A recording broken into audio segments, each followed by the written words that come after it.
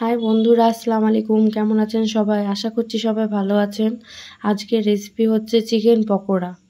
প্রথমে দেখলাম কড়াইটা গরম হয়েছে কিনা, তারপরে কড়াইয়ের মধ্যে রিফাইন অয়েল দিয়ে দিয়েছি। তারপরে তেলটা গরম হলে এক এক করে চিকেন পকোড়াগুলো দিয়ে দিয়েছি। সব এক এক করে দিয়ে দিতে হবে ভালোভাবে।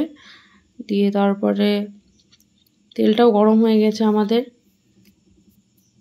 দেখতেই পাচ্ছেন আস্তে আস্তে হচ্ছে। তারপরে চিকেন পকোড়াগুলো উল্টে নিতে হবে।